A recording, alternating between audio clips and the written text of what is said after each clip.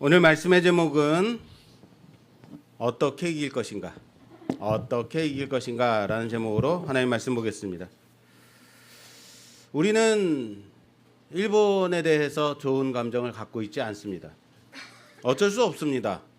일본이 우리나라의 주권을 빼앗았고 우리 민족은 일제의 치하에 그 고통을 겪었기 때문이죠. 굳이 이미 오래전 일에 대해서 지금까지 그런 감정을 가질 필요가 있느냐라고 생각하는 사람들도 있는 것 같아요. 물론 굳이 그렇게까지 할 필요는 없습니다. 문제는 일본이 자신들이 우리 민족에게 행한 그것에 대해서 잘못을 인정하고 반성하지 않는 그 태도에 있는 겁니다. 그리고 역사를 왜곡시키고 자신들이 유리한 대로 해석하려 하죠. 여전히 우리나라의 고유 영토인 독도에 대해서 다케시마라고 부르면서 자신들의 영토로 주장하기도 합니다. 그래서 싫은 겁니다. 그래서 저는 개인적으로 싫습니다. 그런데 여러분, 일본이 싫기 때문에 스포츠에서도 한일전이 열리면 무조건 이겨야 됩니다. 지면 안 돼요. 지면 돌아오면 안 돼요. 이런 감정까지 가지고 있어요. 일본에 대해서는 가위바위보도 이겨야 된다. 객관적으로 볼 때 여러분, 일본의 야구는 수준이 꽤 높습니다. 축구도 우리나라보다 더 잘해요.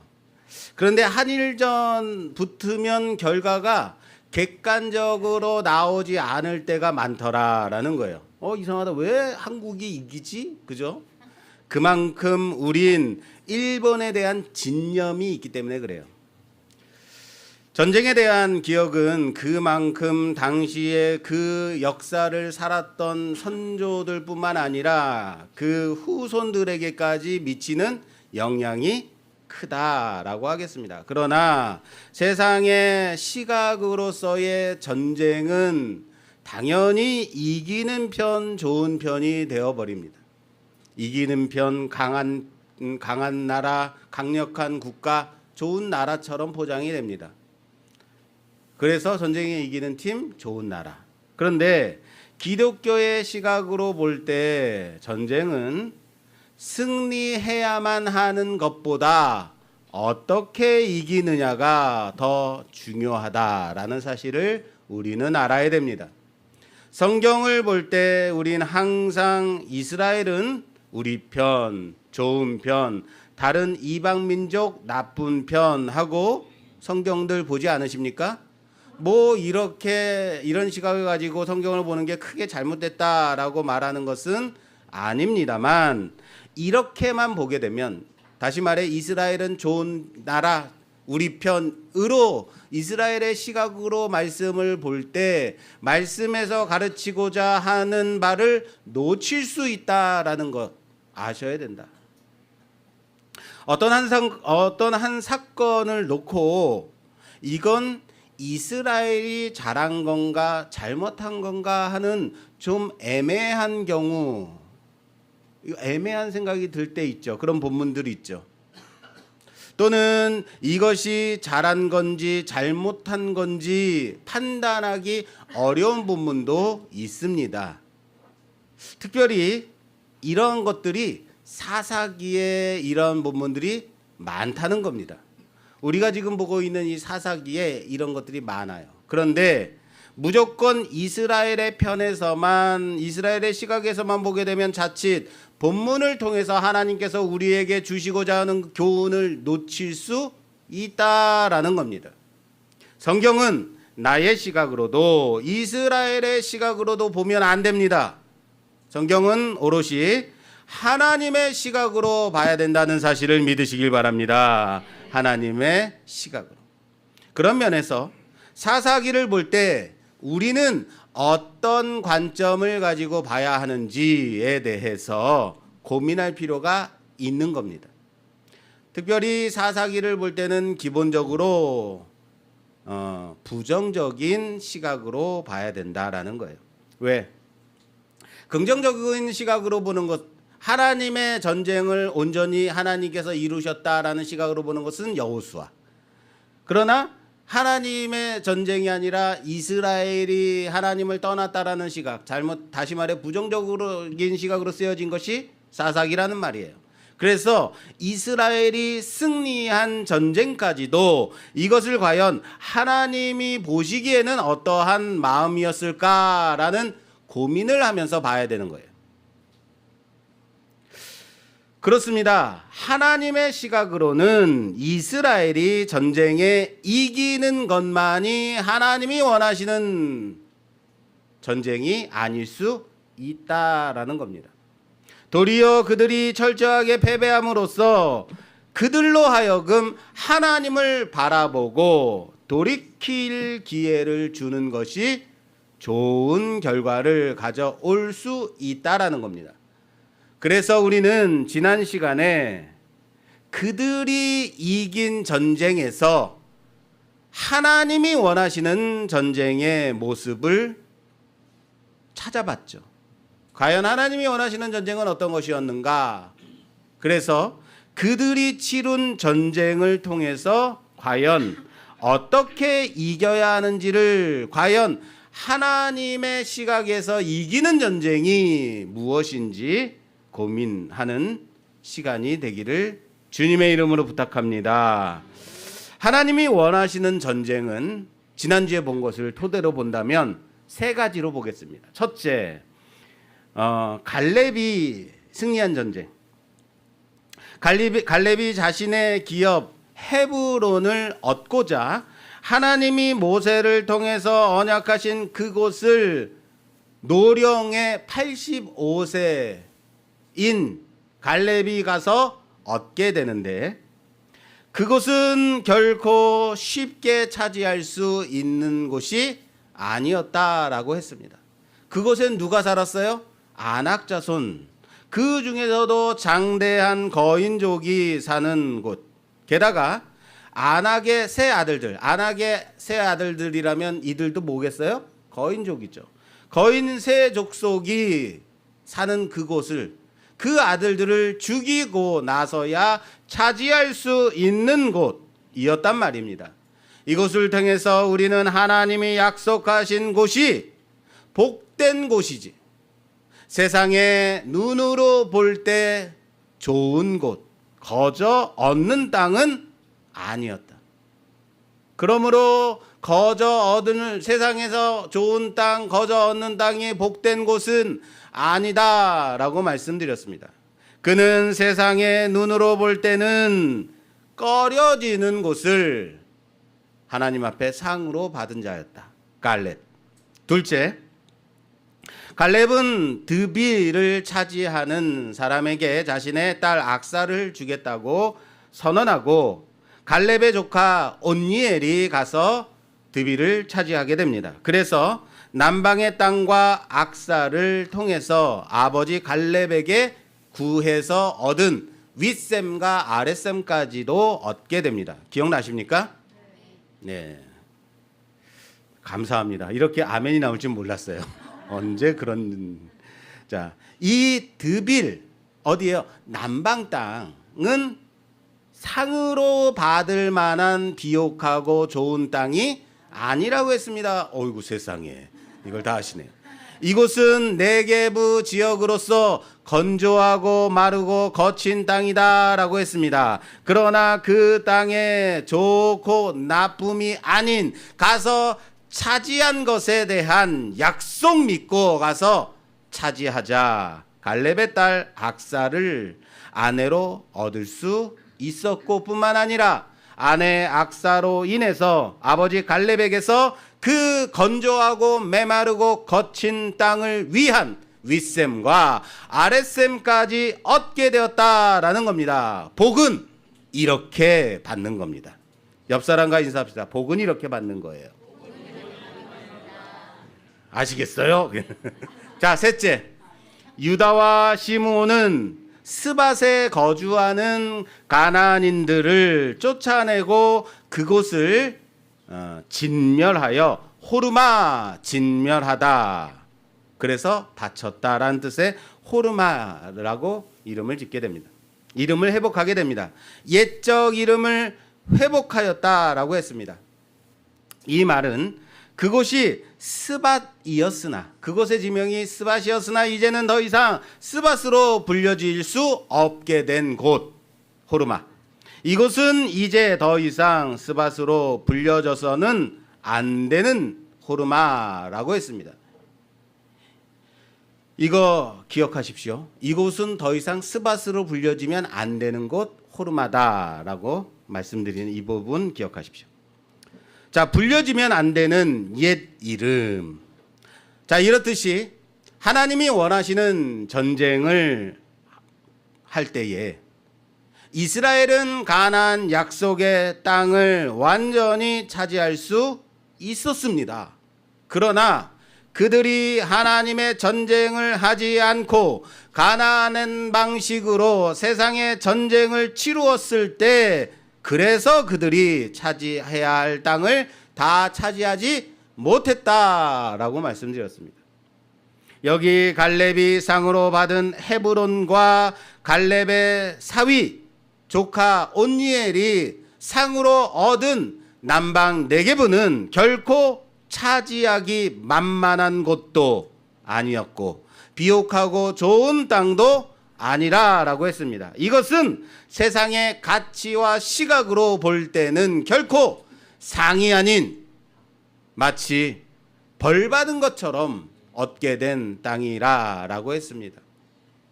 여러분, 갈렙 정도 되면, 온니엘 정도 되면 좋은 곳 요구해도 되지 않겠습니까? 안 그래요?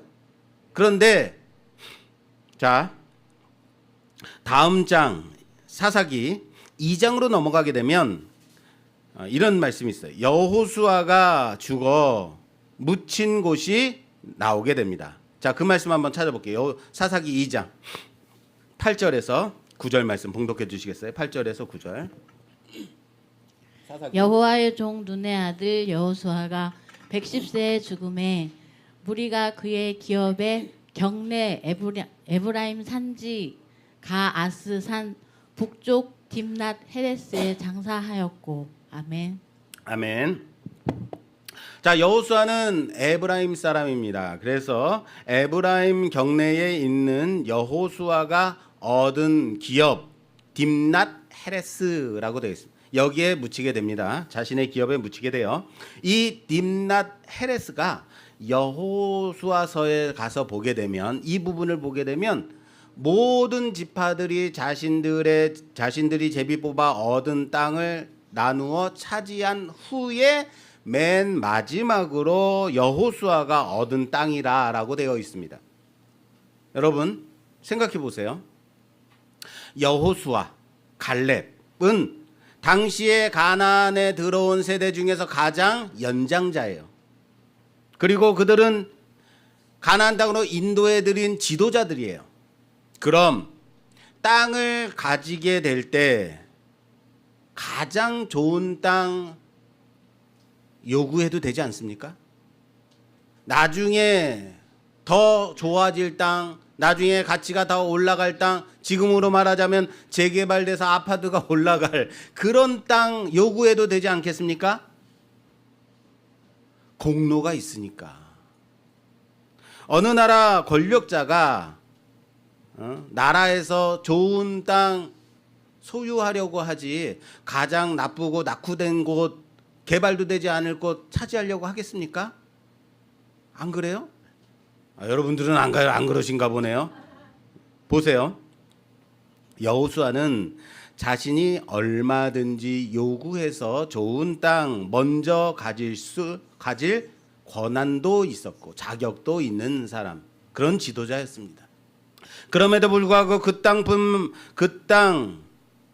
분배할 때에 가장 나중에 이곳 딥낫 헤레스를 갖게 되었다라는 거예요.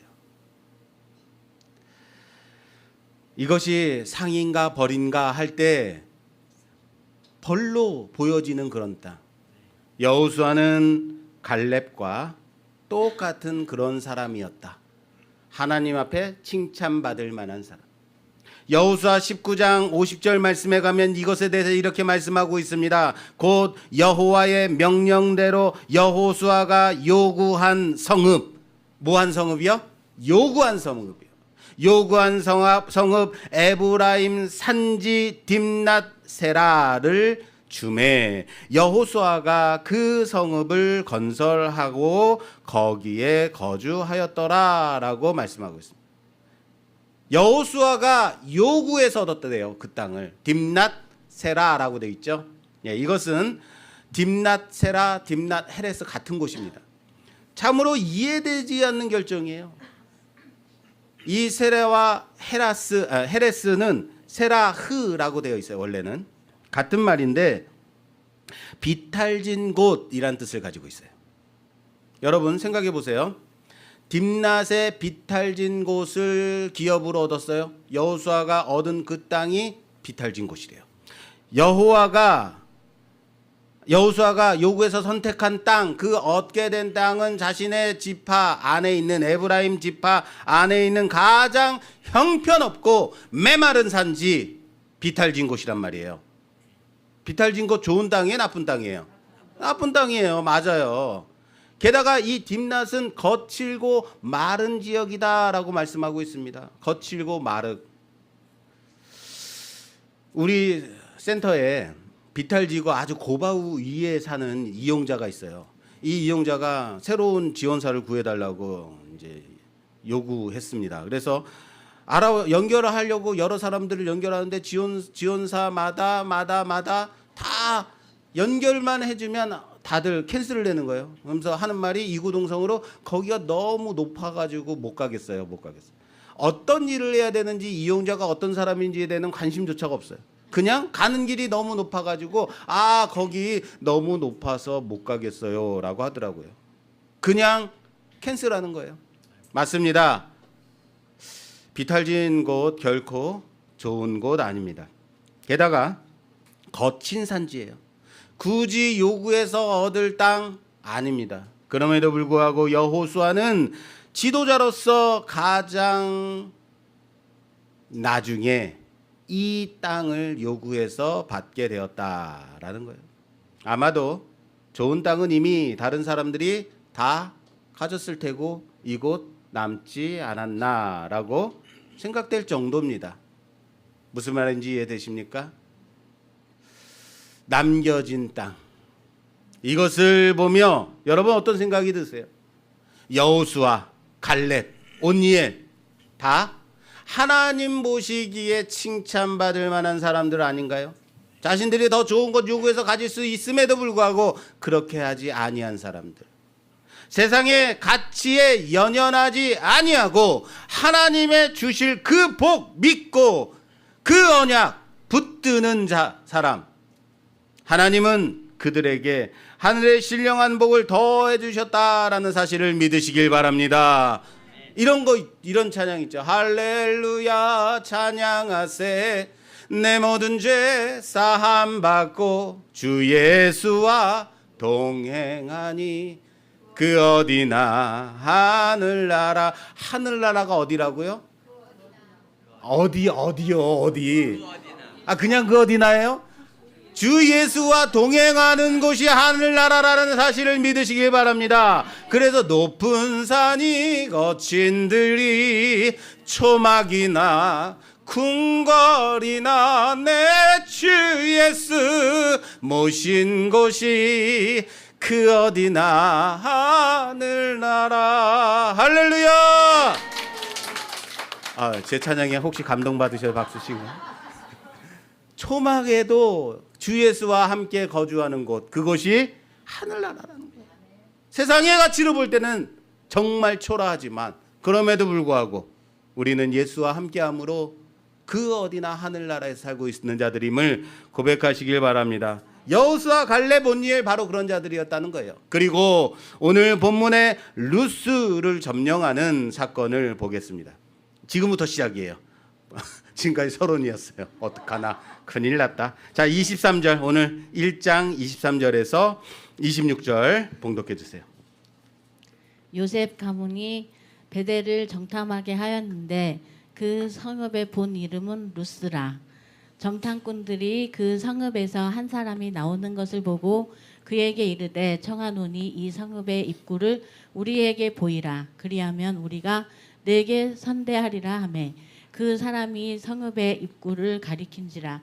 이에 그들이 칼날로 그 성읍을 쳤으되 오직 그 사람과 그의 가족을 놓아보내매 그 사람이 햇사람들의 땅에 가서 성읍을 건축하고 그것의 이름을 루스라 하였더니 오늘까지 그 곳의 이름이 되니라. 아멘. 아멘. 자, 여러분 어떻습니까? 이 전쟁을 보면서 이 전쟁은 과연 우리가 어떤 시각으로 봐야 돼? 어떤 관점으로 봐야 될까라는 고민을 하셔야 돼요. 자, 지금 베델을 차지한 사건을 봤어요. 예, 이 전쟁 어떻게 보이세요, 여러분들? 잘한 것 같아요, 못한 것 같아요? 예, 목사 꼭 이렇게 물어보면 아, 목사가 이상한 의도를 가지고 또 물어보나 보다 이렇게 생각돼서 뭐라고 대답하시겠죠. 생각하시겠죠. 생각이 지금 많아졌어요, 여러분들. 자, 전쟁을 할 때는 우리 아군의 피해를 최소화시켜야 되는 거예요. 그리고 상대를 대패시켜야죠. 6.25 동란은 우리 민족에게는 정말로 큰 아픔으로 남겨진 역사입니다. 처음 전쟁이 터졌을 때에 남한의 군사, 우리 군대가 순식간에 저 아래까지 밀려 내려갈 수밖에 없었습니다. 왜요? 이유가 전쟁 조짐의 정보가 우선 없었고 그 정보를 갖지 못했고 휴일인 일요일 새벽, 주일 새벽에 갑자기 넘어왔기 때문에 그리고 방심했고 또한 강력한 탱크를 앞장 세워서 몰고 내려왔기 때문에 막을 수가 없었죠. 그렇습니다. 전쟁은 이렇게 상대가 예비하지 못할 때에 강력한 무기를 앞세우고 와서 철저하게 순식간에 지배해야 되는, 제압해야 하는 것이 바로 전쟁이에요. 그게 잘한 전쟁이죠. 물론 북한이 잘했다는 것은 아닙니다. 유다가 산지를 점령할 수 있었지만 골짜기의 주민들은 쫓아내지 못한 이유가 뭐라고요? 철병거가 있었기 때문이다라고 이유를 대고 있습니다. 자, 철병거 하면 뭐예요? 지금의 탱크예요, 탱크. 탱크가 있으니까 청동기 무기 가지고 철병거 무찌를 수가 없는 겁니다. 그래서 전략이 필요한 거죠. 이스라엘의 가장 최고의 전략이 뭔지 아십니까? 이스라엘의 전략, 청동기 무기를 가지고 우리나라 같으면 탱크 앞에 선 군인들처럼. 그런데 가장 좋은 전략이 뭐였는지 아십니까? 유다에게 강력한 무기도 아니요, 수많은 군사들도 아니었습니다. 최고의 능력을 가진 지도자도 아니었습니다. 뭐냐면 그들의 가장 최고의 전략은 여호와가 유다와 함께 계시니라. 따라서 합시다. 여호와가 유다와 함께 계시니라. 이게 가장 최고죠. 그래서 산지 주민은 쫓아낼 수 있었단 말이에요. 마찬가지로 이 베델을 차지하는 이 사건, 여기서 이 베델은 철옹성과 같이 숨겨졌고 그 입구를 찾지 못한 좋은 입지 조건을 가진 성이었습니다. 그래서 요셉 가문이 그곳을 올라갔을 때 정탐꾼을 보내었고 정탐하였으나 그 성의 입구를 찾지 못해서 그 성에 사는 사람으로 인해서 그 입구를 찾아내어서 이 성을 칼날로 무찔러 차지할 수 있게 되었다라고 말씀하고 있습니다. 세상의 전략, 전술로 볼 때는 참 좋은 전략이었다. 잘했다. 잘 치른 전쟁이다라고 말할 수 있어요. 왜? 아군의 피해가 없으니까. 그러나 이 베델을 차지하려고 할 때에 말씀의 시각 22절 요셉 가문도 베델을 치러 올라가니 여호와께서 그와 함께 하시니라. 따라서 합시다. 여호와께서 그와 함께 하시니라. 할렐루야.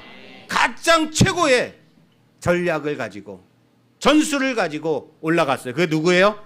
여호와가 함께 하시는 거예요. 요셉 가문도 베델을 치려 하니 여호와께서 함께 하셨다라는 거예요. 하나님이 이 베델성을 점령하는데 함께 가셨다라고 말씀하고 있습니다. 그러면 지금 이들이 올라가서 차지하려는 곳은 하나님께서 주시겠다라고 하는 성이에요. 그런데 그럼 제가 이렇게 자꾸 말씀드리는 이유는 뭐예요? 이것이 잘못됐다라는 얘기를 하고 싶은 거예요. 뭐가 잘못됐을까요? 뭐가 잘못됐을까요? 성경을 볼 때 이 사건이 잘한 건가 잘못한 건가는 첫째, 하나님이 뭐라고 말씀하셨는가 또는 예수님께서 뭐라고 말씀하셨는가 직접적으로 말씀하시는 게 있어요. 둘째, 성경은 그에 대해서 뭐라고 판단하고 있는가 성경이 판단하는 바가 있어요. 셋째, 이도저도 나오지 않고 있을 때는, 이도저도 말씀하고 있지 않을 때는 앞뒤의 문맥을 보고 앞뒤의 문맥이 앞뒤의 사건이 무엇인지를 보고 봐야 한다라는 겁니다. 자, 볼까요? 여기에는 지금 하나님도 뭐라고 말씀 안 하셨고 성경도 뭐라고 판단하지 않았죠. 그러면 문맥을 봐야겠죠. 요셉 가문이 베델을 점령하는 이 사건 바로 앞에 뭐가 있냐면요, 호르마 사건이 있습니다. 뭐가 있어요? 호르마. 찾아서 볼게요. 그 앞에 16절 17절 말씀 봉독해 주세요. 16, 17절. 모세의 장인이 겐 사람이라. 그의 자손이 유다 자손과 함께 종려나무 성읍에서 올라가서 아랏 남방의 유다 황무지에 이르러 그 백성 중에 거주하니라. 유다가 그의 형제 시므온과 함께 가서 스밧에 거주하는 가나안 족속을 쳐서 그 곳을 진멸하였으므로 그 성읍의 이름을 호르마라 하니라. 아멘. 아멘. 자, 베델을 점령하는 사건 바로 앞에 있는 사건이 이거예요. 볼까요? 모세의 장인 이드로가 겐 족속이다. 이스라엘이 출애굽하여서 광야로 나왔을 때에 모세의 장인 이드로가 모세를 만나서 찾아와서 자기 가족 중에 여럿을 모세와 함께 하도록 하고 자신은 자기의 집으로 미디안으로 집으로 돌아가게 됩니다. 이때부터 겐 족속이 이스라엘 특히 유다 지파와 함께 다니게 돼 광야를 다니다가 가나안 땅까지 들어오게 됩니다. 유다와 함께 남방을 점령하게 됩니다. 그런데 여기 겐 족속이 유다를 따라 나온 곳이 어디라고 돼 있어요? 종려나무 성읍이라고 돼 있어요. 뭐라고요? 종려나무 성읍이라고 돼 있어요. 종려나무 성읍. 여기가 어딘지 아십니까? 여기가 바로 이스라엘이 가나안에 들어와서 처음으로 점령한 여리고성이에요. 제리코. 여기에요. 종려나무 성읍. 이 종려나무 성읍은, 여리고성은 이스라엘이 무너뜨린 성이 아닙니다. 그들은 단지 하나님 말씀에 따라 하루에 한 바퀴씩 돌았을 뿐이고 일주일 되는 날에 그들이 마지막 날 다 돈 후에 소리를 크게 지르자 그 성이 무너졌습니다. 그리고 그 성읍의 모든 주민을 칼날로 죽였습니다. 완전히 진멸했다고요. 뭐예요? 호르마 시킨 거죠. 가나안 정복 전쟁에 유일하게 성경에서 말씀하고 있는 호르마 전멸시킨 전쟁이 여리고예요. 자, 오늘 베델을 차지하러 올라온 요셉 족속의 사건 바로 앞에 이 종려나무 성읍에서 올라온 겐 족속이 있어요. 무슨 말인지 아시겠습니까? 자, 보세요. 이 베델은, 요셉 족속이 차지해야 되는 이 베델은 호르마로 점령해야 할 성읍이다라는 거예요. 그런데 여리고가 진멸된 때 거기서 유일하게 살아남은 사람이 있어요. 여리고가 진멸될 때. 그렇죠. 가나안을 정탐하러 들어왔다가 들켰어요. 정탐꾼들이 들켜서 거기에 숨게 됐는데 그 집이 어디예요? 라합 집이에요. 기생 라합을 통해서 구원을 숨게 됩니다. 그리고 여호수아는 여리고를 점령할 때에 그 라합과 그에 속한 가족들을 살려주라라고 선포합니다. 그리고 여리고성을 점령했고 진멸하였고, 그리고 그곳에서 유일하게 살아남은 라합과 그의 가족은 이스라엘 중에 거하게 됩니다. 자, 오늘 베델을 점령하는 이 사건과 여리고를 점령한 그 사건, 큰 흐름 속에서 보면 어떻습니까? 두 사건이? 그래요. 비슷해요. 거의 똑같아요. 지금 전쟁의 그 기억을 가지고, 여리고의 그 전쟁을 가지고, 호르마시킨 그 전쟁들을 가지고 이 사건을 봐라 라는 거예요. 요셉 족속은 베델을 정탐했고 한 사람의 도움을 받아서 그곳을 점령할 수 있었습니다. 그래서 그곳을 완전히 진멸시켰습니다.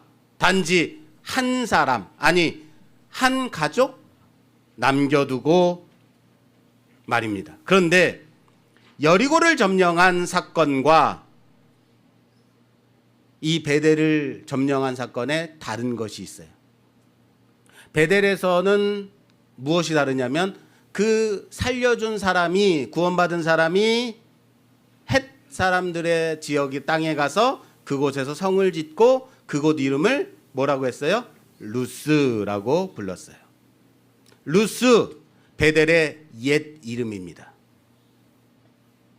여기 한 사람과 그의 가족이라고 하니까 여러분 한 식구처럼 생각이 되죠. 한 식구 몇인 가족? 4인 가족. 뭐 이렇게 생각이 될 여지가 있는데, 여러분 생각해 보세요. 4인 가족이 남의 땅에 가가지고 그곳을 차지하고 성을 지어. 이게 가능합니까? 아니에요. 그에 속한 사람들을 내보냈다라는 것은 그 족속을 내보낸 거예요. 그 부족을 말하는 겁니다. 한 사람과 그의 부족이 햇사람 지역에 가서 그곳에서 성을 짓고 베델의 옛 이름 루스를 지었다라는 거예요. 무슨 말인지 이해되십니까? 자, 보세요.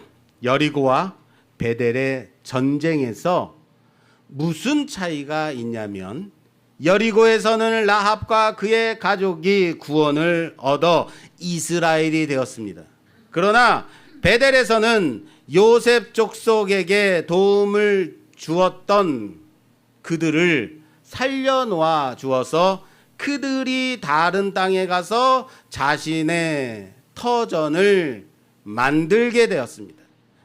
이스라엘이 되지 못했다라는 얘기입니다.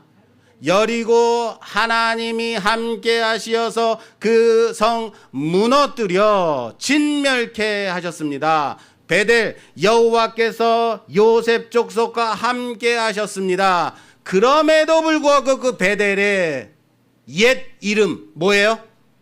루스. 기억하세요. 루스. 루스가 남겨지게 되었다고요. 이름이 사라지지 않았다고요. 이젠 루스는 완전히 진멸해야 될 옛 이름, 베델로만 불려져야 될 이름이었다라는 얘기입니다.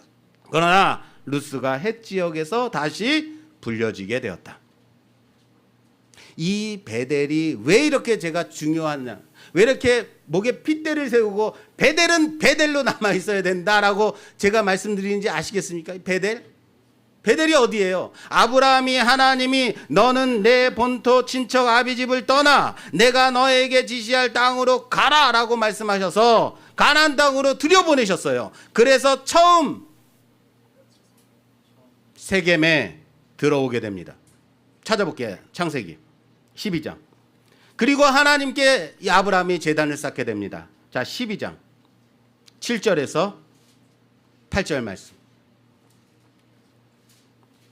창세기 12장 7절에서 8절 말씀 봉독해 주세요. 여호와께서 아브라함에게 나타나 이르시되 내가 이 땅을 네 자손에게 주리라 하신지라. 자기에게 나타나신 여호와께 그가 그곳에서 제단을 쌓고 거기서 베델 동쪽 산으로 옮겨 장막을 치니 서쪽은 베델이요 동쪽은 아이라. 그가 그 곳에서 여호와께 제단을 쌓고 여호와의 이름을 부르더니. 아멘. 제단을 쌓고 이름을 불렀어요. 베델 동쪽 산 이곳에서 장막을 짓고 거기 머물며 하나님께 제단을 쌓고 하나님의 이름을 부른 곳, 그곳이 어디예요? 베델과 아이 사이죠. 자, 그 뒤로 또 넘어갔고요. 처음 하나님의 이름을 부른 곳이 바로 그것이에요. 그리고 야곱이 형 에서를 피해서 바다나라는 외삼촌 집으로 도망하게 되었을 때 기진에서 돌베개 하고 잠들었다가 환상 중에서 하늘에서 사닥다리가 내려와서 천사들이 오르락 내리락 하는 것을 보게 됩니다. 그리고 꿈에서 깨어서 창세기 28장 18절에서 19절 18절에서 19절 고백합니다. 봉독해 주시겠어요? 야곱이 아침에 일찍이 기둥으로 세우고 그 위에 기름을 붓고 그 곳 이름을 베델이라 하였더라. 이 성의 옛 이름은 루스더라. 이 성의 옛 이름이 뭐라고요? 루스예요. 야곱이 기름을 붓고 그곳 이름을 베델이라고 부릅니다. 베트엘입니다. 베트 집, 엘 하나님, 하나님의 집이라는 뜻입니다. 베델. 이곳의 원래 이름이 루스입니다. 루스. 오늘 사건에 나온 그 루스예요. 오늘 요셉 자손이 들어가서 차지한 그 땅, 그 루스라고요. 이곳이 베델이 됐어요. 그것이 루스였을 때는 이스라엘에게는 아무 영향력 없는, 아무 의미 없는 곳이었습니다. 그러나 루스가 베델로 불려지게 되었을 때 이곳은 특별한 곳, 하나님의 집이 되었다라는 사실을 믿으시길 바랍니다. 중랑구 면목동 138-11 뭡니까? 말씀교회. 그런데 내비를 찍으면 희한하게 자꾸 예지유치원 나와요. 그렇습니다. 이곳의 이 주소지의 옛 이름이 예지유치원이에요. 그때는 우리에게는 아무런 의미 없는 단지 유치원에 불과했습니다. 그러나 이곳에 말씀교회가 들어오고 하나님의 전이 되었을 때 이곳은 이제는 우리에게 의미 있는 말씀교회가 되었습니다. 그러자 옆에 있던 절까지도 사라지게 되었다. 할렐루야. 이곳은 옛 야곱이 여기서 하나님을 만났을 때 베델이라고 부르게 된 그곳이라고요. 그러나 거기 거주하는 가나안 사람들은 여전히 그곳을 뭐라고 불렀다고요? 루스라고 불렀다고요. 하나님의 집이 아니라 루스. 무슨 뜻이냐면 편도나무의 곳 또는 떠나가다라는 이름을 가진 루스야. 아무 의미가 없는 거예요. 그러나 이곳을 이스라엘이 다시 차지해서 완전히 진멸시켜 호르마시키고 이것을 다시 그의 조상 야곱이 불렀던 베델로 회복시킨 곳 베델인 거예요. 루스는 떠나는 곳. 그래서 루스는 더 이상 존재하면 안 되는 이름입니다.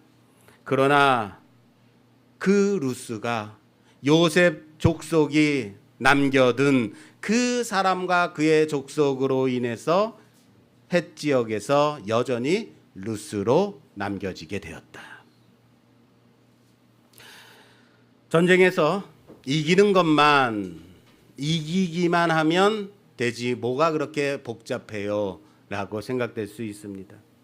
그러나 하나님이 그런 승리를 원하시지 않는다면요, 하나님은 완전한 승리를 원하신다면요, 지금의 이 승리는 승리가 아닌 겁니다.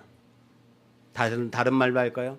우리가 세상을 살아갈 때 잘 먹고 잘 살고 형통하고 돈 잘 벌고 좋은 직장 가지고 좋은 아내 맞이하고 좋은 남편 만나고 좋은 집에 살고 좋은 자동차 가지고 그렇게 사는 것 하나님께 영광 돌리는 겁니다라고 생각한다면요. 그런데 그것이 하나님의 영광이 아니라면 어떡할래요? 어떻게 이길 것인가? 어떻게 이겨야 할까요? 여러분, 순종이라고 하면 100% 순종하는 것만이 순종입니다. 100가지가 있는데 이것 중에 99개를 순종했는데 한 가지를 순종하지 않았어요. 이건 뭐예요? 애매한 순종입니까? 순종이 아니에요. 불순종이 한 거예요. 하나님 앞에는 99가지가 아니고 한 가지의 불순종이 있는 거예요. 불순종이라고요. 하나님은 온전한 순종과 승리를 원하신다는 사실을 믿으시길 바랍니다. 그 온전한 전쟁의 기억 말입니다. 그것이 이스라엘의 역사가 되어야 된다는 사실을 믿으시길 바랍니다. 명동 사무실에서 육아 대체 인력으로 직원을 구하게 됐어요. 아주 나이가 많은 남자가 이력서를 보냈어요. 이 사람은 뭐 하는 사람인데 이렇게 보냈나 하고 봤더니 사회복지사 자격은 있는데 사회복지사로서의 경력이 없더라고요. 그래서 뭘 하고 사는 사람이었나 하고 봤더니 신대원을 졸업한, 그래서 지금 사역을 하고 있는 사람 같더라고요. 그래서 전화해서 물어봤어요. 지금 전도사나 목사님 같은데 사역을 해야 되는데 이 근무가 가능하시겠습니까? 라고 물어봤더니 저는 토요일하고 주일만 사역하기 때문에 가능합니다. 제가 면접 보러 가겠습니다. 라고 그래서 그 다음날 오라 그랬어요. 경력도 없습니다. 나이까지 많습니다. 일반적인 세상의 시각으로 볼 때는 떨어져야 마땅한 사람입니다. 그러나 회장님도 그렇고 저도 그렇고 힘들게 사역을 하는 사람이겠구나라고 생각하고 도움이 되었으면 좋겠다라는 마음에서 제가 회장님께 말씀드렸어요. 이 사람 웬만하면 별 문제가 없다면 면접 본 후에 바로 그 자리에서 합격시킵시다. 그래서 바로 출근시키자고 내부적으로 다 논의를 했습니다. 그래서 그러기로 했어요. 그리고 그 다음날 면접 시간이 되었는데 다 돼가는데 오질 않는 거예요. 2번이나 제가 전화를 했는데 전화를 안 받아요. 면접 시간이 20분이 넘었어요.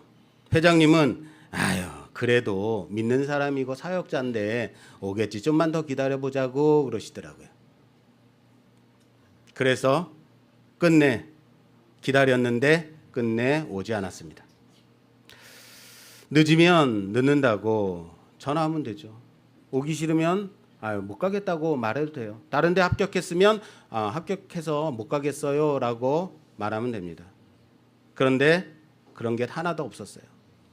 전화조차 받지 않는 겁니다.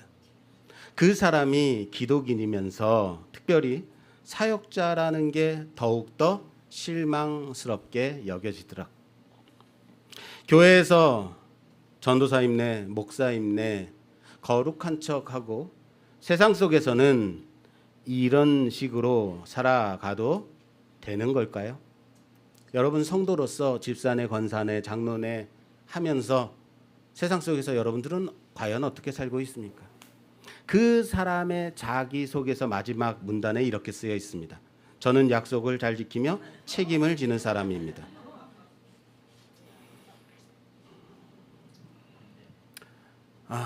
어딜 봐서 약속을 잘 지키고 책임을 지는 사람인가 모르겠습니다. 세상 속에서도 믿음을 주지 못하는 사람, 하나님 앞에서 어떻게 믿음을 증명할 것인가? 이렇게 이기는 게 과연 옳은 것인가? 얼마 전에 종영된 넷플릭스 드라마 중에 돌풍이라는 정치 드라마가 있었습니다. 전개도 아주 빠르고 몰입도도 아주 좋고 특별히 화면 해설이 있어가지고 보기 아주 좋습니다. 대한민국의 2번째로 시해된 대통령이 생겼다라는 전제로 그 소재로 드라마를 전개시킵니다. 있을 만한 정치적인 사건들을 가져와서 극을 전개하게 돼요. 재밌더라고요. 옛적 민주화를 앞장서서 일으킨 대통령이, 지금은 대통령이 된 정일준 대통령은 이제는 사회 세력에 물들어서 부패한 정치인이 되어버렸습니다. 그 대통령을 추종하고 대통령까지 만든, 함께 민주화 운동을 이끌어간 지금은 국무총리가 된 박동호 국무총리는 그 대통령을 시해하려고 합니다. 그래서 시해를 하게 되죠. 권력에 물든 부패한 대통령 정일준이 너 내 뒤에 내년에 있을 대선에서 네가 이제 대통령이 돼야 되지 않겠니? 라고 말합니다. 국무총리 박동호가 대답합니다. 당신이 더럽힌 자리 뒷청소해드릴 생각 없습니다. 그랬더니 대통령이 깜짝 놀라서 너 나 이길 자신 있어? 나 이길 수 있겠어? 라고 물어보자 박동호가 이렇게 대답합니다. 당신이 만드는 미래가 역사가 되면 안 되니까 이겨야죠. 이겨야죠. 당신이 만드는 미래가 역사가 되면 안 되니까요. 당신이 만드는 미래가 역사가 되면 안 되니까. 참 멋진 대사 아닙니까? 그렇습니다.